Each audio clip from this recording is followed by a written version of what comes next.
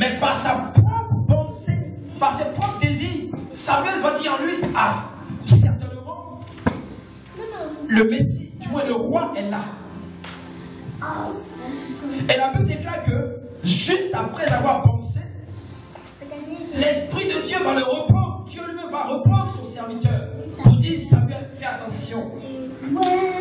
Celui-là, dont tu es en train de parler présentement, celui que toi-même tu as choisi, celui-là, je l'ai rejeté il y a longtemps. Alléluia. La Bible dit quoi? La Bible dit au verset 6, lorsqu'ils entrèrent, il se dit, en voyant Eliab, certainement loin de l'Éternel est ici devant lui. Parce que Eliab était le premier qui était rentré. Donc lorsque Samuel a vu Eliab, à cause de sa taille, de sa corpulence, de sa beauté, l'homme de Dieu a tout de suite vu loin de l'Éternel. Alléluia. Et c'est comme ça que Dieu va le reprendre. Il va lui dire, ne prends point garde à son apparence. Dieu va dire à Samuel, Samuel, ne prends pas garde à son apparence. Ne prends pas garde à son apparence et à la hauteur de sa taille. Oh my God. Combien d'enfants de Dieu aujourd'hui dans les églises font beaucoup d'erreurs? Parce qu'ils ne sélectionnent pas, ils ne choisissent pas selon le plan de Dieu, selon la volonté de Dieu, selon l'esprit de Dieu. Samuel n'était pas n'importe qui. Mais regardez ce qui va se passer. Dieu va reprendre Samuel. Il va reprendre son serviteur. Parce que Samuel, en choisissant Eliab, n'avait pas composé avec Dieu. Nous sommes loin de Dieu. Beaucoup de serviteurs, beaucoup de servantes, beaucoup même d'enfants de Dieu font des erreurs dans nos communautés. Par manque de discernement.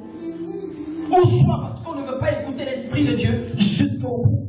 Ou soit parce qu'on ne veut pas laisser l'Esprit de Dieu travailler au-devant de nous. Asseyez-vous. Oh my gosh. Asseyez-vous. Samuel va faire une grande erreur ici. Il a obéi dès le départ. Mais Samuel devait continuer à obéir à l'Éternel. Mais lorsqu'il a vu les 7 enfants d'Isaïe, il a tout de suite fait son choix propre à lui.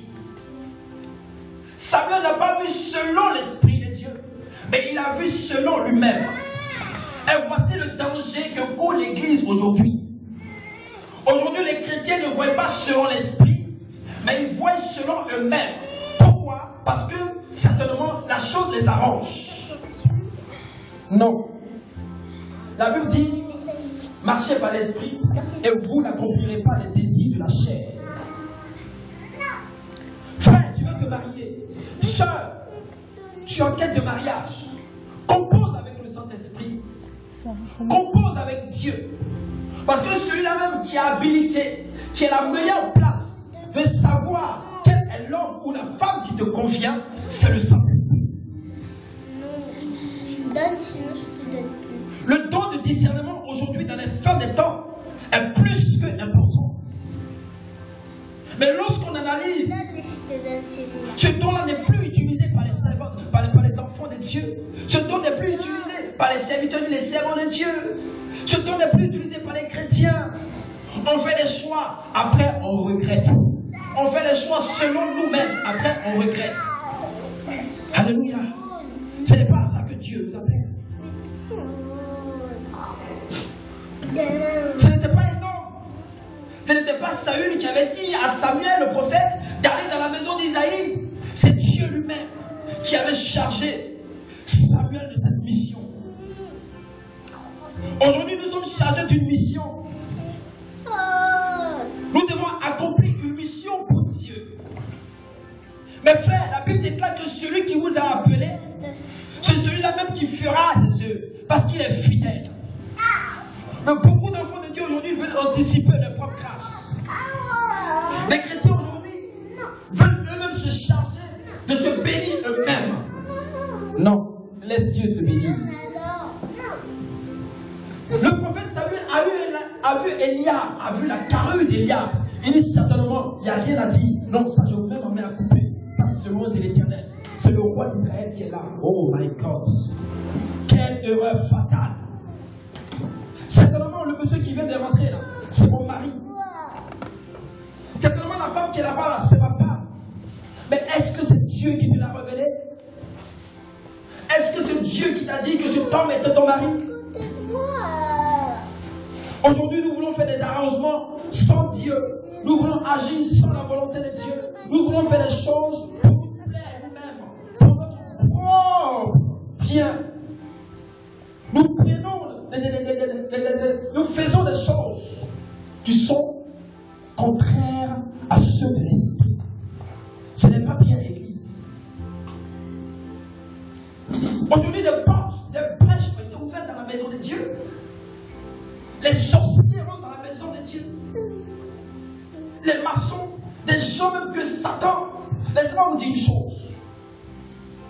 Si nous on se plaît à se battre entre nous, en tant que chrétiens, si on se plaît à se jalouser, je vais vous dire une chose. Les démons, elles se plaisent à faire la volonté du diable. Parce qu'ils savent très bien qu'ils n'ont pas assez de temps. Beaucoup de choses se passent autour de nous. Des personnes qui rendent témoignage, qui ont été utilisées par le diable, sous l'eau, qui sortent de l'eau, et ils viennent sur la terre avec une mission, dans le but de détruire l'Église. Et nous, enfants de Dieu, on nous plaisons dans nos palabres. On se plaît lorsqu'on fait du mal à l'autre. On se plaît lorsqu'on fait des futilités. On se plaît lorsqu'on fait de mauvaises choses. Nous nous plaignons dans ces choses. Mais bien aimé, laisse-moi te dire, pendant que tu es en train de faire ces choses, le diable, lui, il trouve une porte d'accès pour rentrer dans l'église dans le but de casser.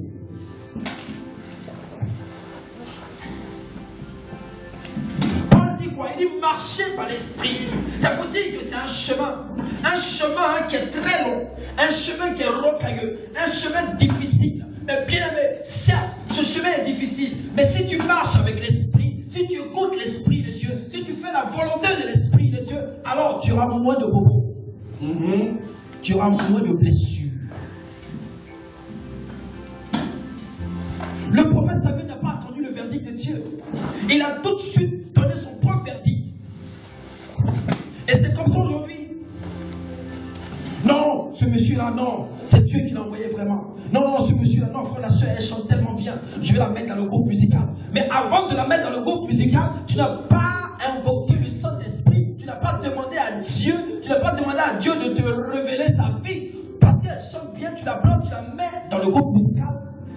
Et puis, 2 mois, 3 mois, 4 mois après, les frères qui étaient bien zélés, qui chantaient pour Dieu, ils ont commencé à chuter un à un avec ces personnes.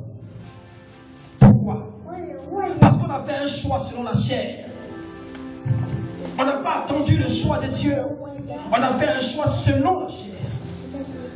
Et beaucoup aujourd'hui dans la maison de Dieu font ces choix charnels, ces choix dans lesquels où Dieu n'est pas. Non, le monsieur il est tellement bon, il fait tellement de bonnes choses, je vais le prendre pour diacre. Tu n'as même pas attendu le verdict du Saint-Esprit, tu le prends pour diacre. Mais tu le prends pour diacre. Certes, il sera maintenant dans tes 4 mètres. Et dans les 4 mètres où il va être, tu ne sais même pas si c'est un envoyé du diable. Tu ne sais même pas s'il est venu pour détruire l'église. Parce qu'il fait des bonnes choses. Parce qu'il est doux, il est attentionné. Alors tout de suite, on le programme pour diacre. Tu le mets en diacre. 1 mois, 2 mois, 3 mois, 4 mois, tu ne comprends plus. Tu ne comprends plus ce qui se passe. Parce que tu fais des choses maintenant où tu es attaqué. Tu dis, mais aïe. Le gars que j'ai mis pour dire, c'est lui qui m'attaque en son coup. Comment? Qu'est-ce qu'il y a? Qu'est-ce qui ne va pas? C'était ton propre choix. Ce n'était pas le choix de Dieu. Ce n'est pas parce que les gens font une grosse dîme, qu'ils font de grosses offrandes, que tout de suite, on doit le mettre dans le conseil. Non. La Bible dit que Dieu même a repris. Il n'a pas attendu pour reprendre Samuel le prophète.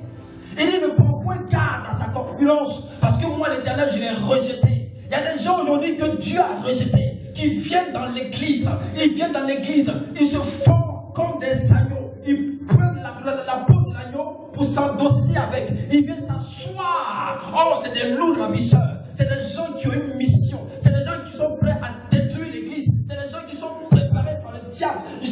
mission dans le but de casser l'église. Mais bien aimé, comme nous, on n'use pas du don du discernement que le Saint-Esprit nous a donné. Nous faisons des choix charnels, des choix selon notre propre cœur, des choix selon notre propre désir. Et après nous le regrettons.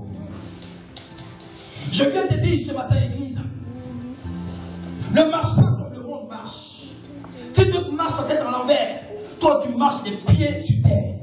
Si d'autres sont en train de marcher en faisant les choses obscures, les choses minables, toi tu marches selon la volonté de l'Esprit.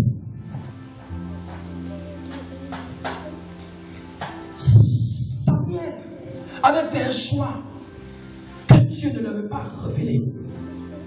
Qu'est-ce que Dieu va dire à la fin? Dieu dit, les hommes ont tendance à regarder ce qui frappe à l'œil, ce qui frappe aux yeux. Aujourd'hui, les gens jugent selon, je dirais, l'accoutrement des gens, selon la capacité des choses qu'ils savent faire, selon la corpulence, comme Samuel l'a fait. Mais la Bible dit que Dieu, lui, va jusqu'au fond. Il va jusqu'à dans le cœur. Parce que le cœur est le centre de gravité. C'est de là part toutes les pensées. Frère, pour pouvoir cerner quelqu'un, il faut que tu pries le Seigneur. Pour que Dieu te montre, Seigneur, quel est le cœur de la personne. Parce que la Bible déclare que c'est de l'abondance du cœur que la bouche parle. C'est de l'abondance du cœur que la bouche dit des choses. Une personne, tu peux la voir. Elle peut avoir une certaine bonne parole. Mais ce n'est pas pour autant que tu vas la placer dans le conseil des anciens. Non, il faut au préalable que tu consultes le Saint-Esprit. C'est lui qui est habilité à te dire si la personne est bonne ou pas. Et c'est lui qui est habilité à discerner l'esprit qui anime la personne. Église, faisons très attention. Même aujourd'hui, nous, serviteurs de Dieu, nous faisons ces mêmes erreurs. C'est dangereux. Lorsque nous lisons un Jean dit quoi? Il y a des gens qui étaient avant au milieu de nous. Ils sont sortis du milieu de nous. Aujourd'hui, ils exercent un autre ministère. Hormis le ministère que le Seigneur nous a donné, ils exercent un autre ministère. Mais au préalable, ils étaient avec nous. Frère, certes, quelqu'un peut être avec toi. Une personne peut manger avec toi. Une personne peut marcher avec toi. Elle peut chanter avec toi, rire avec toi. Mais ce n'est pas pour autant qu'elle vient de Dieu. Le discernement des esprits. L'homme a tendance à regarder ce qui frappe aux yeux. Non, le monsieur est tellement bien habillé. Non, ça c'est un homme d'affaires. Non, il fait des grosses dîmes. Non, ça c'est mon fils. Non, il n'y a rien. Mais ce fils-là, il a au moins 3 femmes dehors. Hormis la femme qu'il a épousée légalement, il a au moins 3 femmes dehors. Pourquoi? Parce qu'il fait dîmes, il donne des dîmes. Tu fermes les yeux, mais Dieu te demandera des comptes. Dieu te demandera des comptes. Mais imaginez-vous, si Samuel n'avait pas attendu qu'il avait au moins Eliab, quelle tragédie! Ce n'était pas Eliab qui était désigné, d'ailleurs même celui qui était désigné n'était pas là. Souvent dans nos églises, on prie le Seigneur. Oui, Seigneur, envoie telle personne, envoie telle personne, envoie telle personne. Mais laissez-moi vous dire une chose. Avant que Dieu envoie la personne concernée, la personne que lui il a désirée, Satan envoie au moins 10 avant ce personnage. Les gens ne savent pas.